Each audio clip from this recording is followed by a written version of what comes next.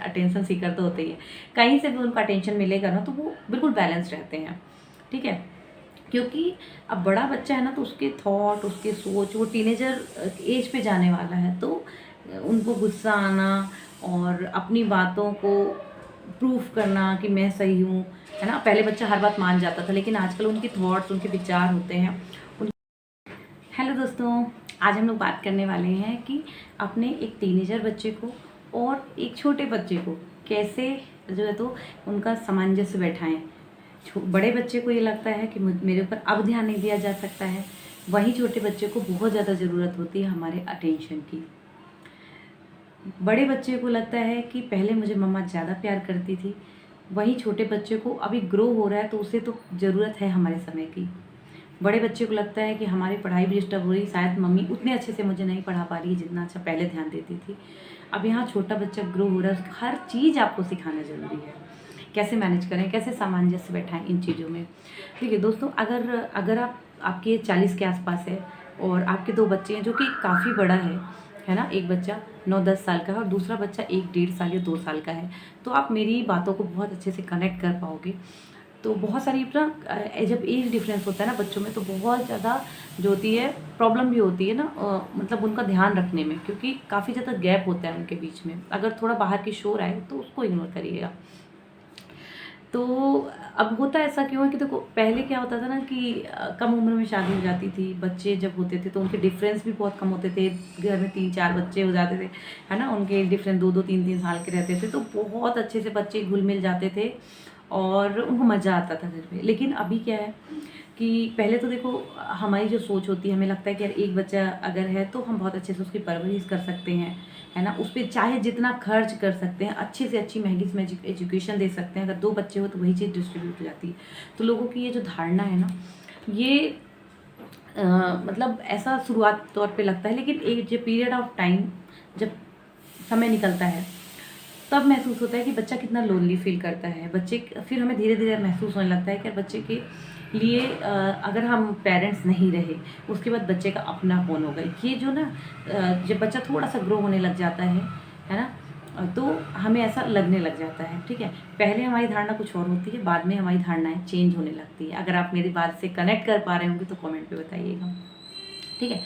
फिर अब जब बच्चे 7-8 साल के हो जाते हैं, फिर हम प्लान शुरू करते हैं कि यार अब हमारे पास एक और बच्चा होना चाहिए, ताकि हमारे बच्चे के लिए सपोर्ट हो, दोनों एक दूसरे के साथ अच्छे से जो है तो अपना जीवन बिता सके, क्योंकि अपना एक होना बहुत ज़रूरी है। ठीक है, खैर ये अपना डिसीज़न होता है। ठीक है, कई लोग तो चाहते हैं, फिर भी नहीं हो पाता, भाई एज ज़्यादा हो जाती है कई बार। ठीक है, आज मेडिकल साइंस ने भी इतनी तरक्की कर ली है कि डॉक्टर के सपोर्ट से, मेडिसिन वगैरह के सपोर्ट से बहुत सारा जो है तो मतलब कंसीविंग भी हो जाती है और बच्चा भी आ जाता है अच्छे से, कोई इतना प्रॉब्लम नहीं होता है। लेकिन जो अब एक चीज़ एज अ मदर मैं जो फेस कर रही हूँ, मैं बताती हूँ कि ना, बच्चे के जो एज डिफरेंस जो आता है, उसमें जो कॉम्प्लिकेशन होता है, उसमें कैसे हैंडल करें, वो मैं आज इस पूरे वीडियो पे बताऊंगी। काफ़ी ज़्यादा इजी हो जाएगा, क्योंकि शुरुआती दौर पे जैसे ही बच्चा बर्न होता है ना, आता है आपके पास, तो आपको पूरे टाइम एंगेज रखता है वो। ठीक है, पूरे टाइम मतलब 24 घंटे आप एंगेज रहते हो, आपकी नींद नहीं होती है। ठीक है, आप थोड़े चिड़चिड़े भी हो जाते हैं। ठीक है, क्योंकि अब एक क्या होता है, बच्चे को एक बड़ा किया है ना, अपनी हम जो ट्रैक होती है हमारी, उससे हम अपनी बच्चे वाली ट्रैक से अपनी लाइफ के ट्रैक में एक बार मूव कर चुके। ठीक है, बच्चा सेल्फ डिपेंडेंट हो गया, अब हम भी बढ़िया फ्री फील करते हैं। जैसे ही बच्चे को लेके आते हैं, फिर हम उसी ट्रैक पे आ जाते हैं कि लगता है 4-5 साल अपने फिर बिजी हो गए पूरे। ठीक है, अपने लिए ही टाइम नहीं मिल पाता है, सही देखा जाए तो। ठीक है, अब ऐसे में क्या होता है, जब आप अपने लिए ही टाइम नहीं निकाल पा रहे हैं, तो सेकंड बच्चे पे फोकस कैसे किया जाए। प्रॉब्लम यहाँ आती है, बच्चे को ऐसा लगता है ना, सडनली एक नया मेहमान घर में आया और वो ऐसा लगता है कि मम्मा से अपने बिल्कुल डिटैच हो गया, बिल्कुल उसका अटैचमेंट जो है तो, मतलब वो ढूंढ रहा होता है कि मम्मा के पास में बैठ जाऊँ, लेकिन टाइम ही नहीं होता है बच्चे के पास, क्योंकि छोटा बच्चा को बहुत ज़्यादा ज़रूरत होती है मम्मा की, हर टाइम उसको चाहिए। ठीक है, अगर न्यूक्लियर फैमिली में आप हैं, तब तो मतलब आप समझो कि बहुत ही ज़्यादा मुसीबत हो जाती है ना। अगर घर में बहुत सारे लोग हैं जॉइंट फैमिली में, तो फिर भी ये चीज़ें इतनी ईजिली मतलब जो है तो आप कर पाते हो, सारी चीज़ें मैनेज हो जाती हैं। अब ऐसे में अगर न्यूक्लियर फैमिली में हाँ, एक बड़ा बच्चा है, एक छोटा बच्चा है, आप दोनों को कैसे मैनेज करें। चलिए अब मेन टॉपिक पे आते हैं। तो सबसे पहली चीज़ जो मुझे लगती है, देखिए, सबसे ज़्यादा ज़रूरी बच्चे के लिए क्या है, कि उससे प्यार से बात किया जाए, ठीक है। अब हमारे पास बहुत सारी टेंशन होती है, हम परेशान होते हैं, तो कई चिड़चिड़ाना बिल्कुल नहीं। पहली चीज़, हमेशा प्यार से बात करो। आप बच्चे को ये नहीं लगना चाहिए कि कोई नया आया और मेरी वैल्यू कम हो जाए, मतलब हो गई मम्मा अच्छे से बात नहीं करी मुझसे, ये चीज़ नहीं होनी चाहिए। दूसरी चीज़, देखिए आपके घर में हर कोई आएगा ना तो नए बच्चे के बारे में पूछेगा। होता है, एक तो बच्चे मतलब छोटे बच्चे इतने क्यूट होते हैं कि हर कोई का जो मन है मोह लेते हैं, ठीक है। तो उन मतलब हर किसी को अटेंशन जो है ना छोटे बच्चे पे जाती है। हर कोई छोटे बच्चे के बारे में पूछेगा, तबीयत कैसी है, क्या कर रहा है, क्या उसकी एक्टिविटीज़ है, उसके बारे में डिस्कशन होता है। एंड एज अ पेरेंट्स बहुत बारी हम लोग भी यही करते हैं, क्योंकि जो जिस चीज़ पे आप इन्वॉल्व रहते हैं ना उसकी एक्टिविटीज़ देखना, उसको इन्जॉय करना ये होता है, तो हम उसके बारे में डिस्कशन भी ज़्यादा ही करते हैं, ठीक है। तो ये चीज़ अपन को नहीं करनी है, ये चीज़ बिल्कुल नहीं करनी है, ठीक है। आपको बड़े बच्चे को वैल्यू देनी है, ठीक है। उसके मन में ये चीज़ नहीं होनी चाहिए कि मतलब छोटे बच्चे के आने से मेरी वैल्यू कम हो गई। आपके घर में कोई आता भी है तो आप उसको ये चीज़ समझाओ कि नहीं, हम उसके बारे में बात करते हैं, फिर इसके बारे में बात करते हैं, या थोड़ा सा उनको समझाओ कि भाई उसको ऐसा फील नहीं हो, इसलिए उसको भी इंपॉर्टेंस देना ज़रूरी है। आप सिर्फ इसके बारे में पूछोगे तो बच्चे को अच्छा नहीं लगता। आप उनको समझा सकते हो चीज़ें, ताकि आपके जो खास रिलेटिव हैं या जो आपसे ज़्यादा मिलना होता है जिनका, वो लोग इस चीज़ को समझ सकें, और जब वो आपके घर में आए तो आपके बड़े बच्चे को भी उतनी इंपॉर्टेंस दें, उतना ही पूछें जितना छोटे वाले को। छोटे वाले को आप बाद में भी पूछोगे ना तो भी चलेगा, क्योंकि उसको अभी कुछ समझ आती नहीं है, ठीक है। तो ये बहुत ज़्यादा ज़रूरी पॉइंट है, इस पॉइंट को आप ध्यान रखना। फिर आते हैं तीसरी पॉइंट पे, बच्चे की फूडिंग को लेके। देखो क्या होता है कि छोटे बच्चे की फूडिंग अलग होती है, बड़े बच्चे का फूडिंग अलग होता है। छोटे बच्चे को चाहिए क्या, मिल्क चाहिए, ठीक है। थोड़ा अगर बड़ा है तो सॉलिड सेमी सॉलिड पे हम मतलब उसके लिए हर बार हम खाना अलग अलग बनाना पड़ता है, थोड़ी थोड़ी देर में उसके लिए बनाना पड़ता है। सेमी सॉलिड तो उसका स्टार्ट हो जाता है, तो हम पूरे टाइम उसके कुकिंग में भी कई बार बिजी रहते हैं। अब यहाँ पे बात है कि बड़े बच्चे तो सब कुछ खा सकता है, तो हमें लगता है जो खाना हम खा रहे हैं वही बड़े बच्चे को खिला रहे हैं, ठीक है। ये तो बहुत अच्छी बात है कि जो हम खा रहे हैं वही बड़ा बच्चा भी खा रहा है। लेकिन कभी कभी आपको बड़े बच्चे के मन का भी उससे पूछ के बनाना चाहिए कि बेटा आज आपकी इच्छा क्या है, क्या बनाऊँ आपके लिए। उसको ये चीज़ नहीं होनी चाहिए कि सिर्फ छोटे बच्चे के लिए ही सारा दिन मम्मा बिजी रहती है, उसको जो खाना है वो तो बन जाता है, मुझे तो पूछा भी नहीं जा रहा है ना कि मेरा क्या मन करता है।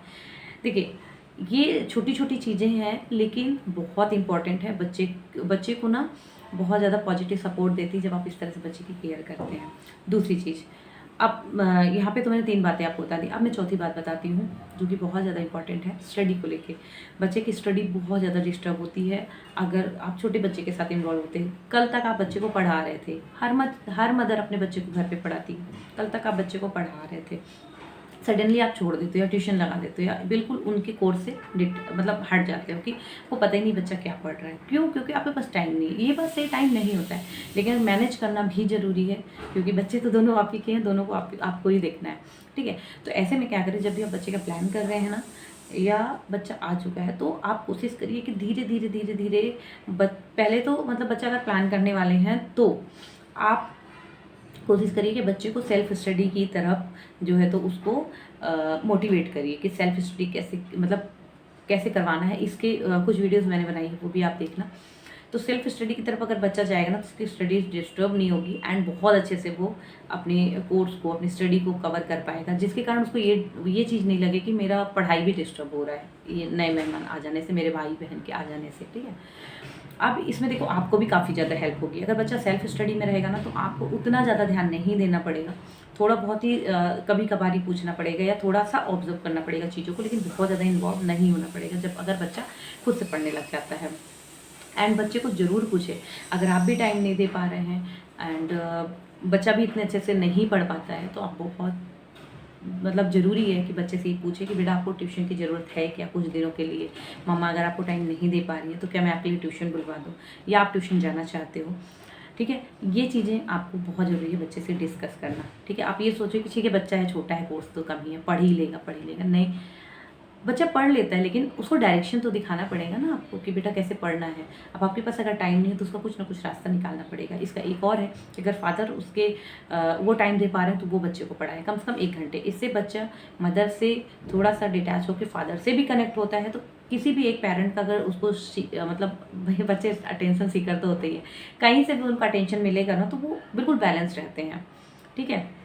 क्योंकि अब बड़ा बच्चा है ना तो उसके थॉट, उसके सोच, वो टीनेजर एज पे जाने वाला है, तो उनको गुस्सा आना और अपनी बातों को प्रूफ करना कि मैं सही हूँ, है ना। पहले बच्चा हर बात मान जाता था, लेकिन आजकल उनके थॉट्स, उनके विचार होते हैं, उनकी रिस्पेक्ट करना भी ज़रूरी है, उनको सुनना समझना सब कुछ ज़रूरी है। इसके लिए बहुत मतलब बच्चे को टाइम भी देना पड़ता है। तो आप ये नहीं सोच सकते छोटे बच्चे को बहुत ज़्यादा टाइम की ज़रूरत है, बच्चा बड़ा वाला बच्चा तो बड़ा ही हो गया, नहीं। वो तो सेकेंड स्टेज पे जाने वाला है, तो उसको भी उतना ही ज़्यादा ध्यान देने की ज़रूरत है। ये तो हो गई फूडिंग की बात और स्टडी की बात। अब आते हैं जो एक बहुत ज़्यादा ज़रूरी है, जो कि ना कई बारी हम बच्चे को ना गले से लगाना ही भूल जाते हैं। छोटा बच्चा है, पूरे दिन गोद में रहता है, पूरे दिन गले पे आके लटका रहेगा, सोता रहेगा, झूलता रहेगा, ठीक है।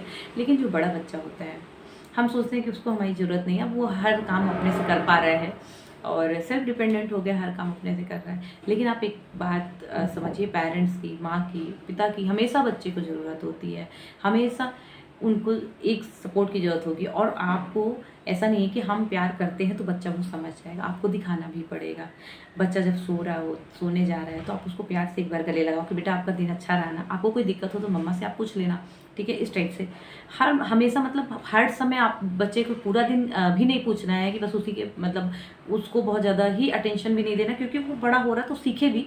लेकिन बच्चा जैसे सुबह सुबह एकदम से उठा तो उसको उठाओ प्यार से, स्कूल भेजने में अगर आप जैसे थोड़ी सी उसकी मदद कर दो। अगर बच्चा अपने से कर पा रहा है, ठीक है, थोड़ा सा पूछ लो कि बेटा आपकी बॉटल भर गई क्या, मैं भर दूँ क्या।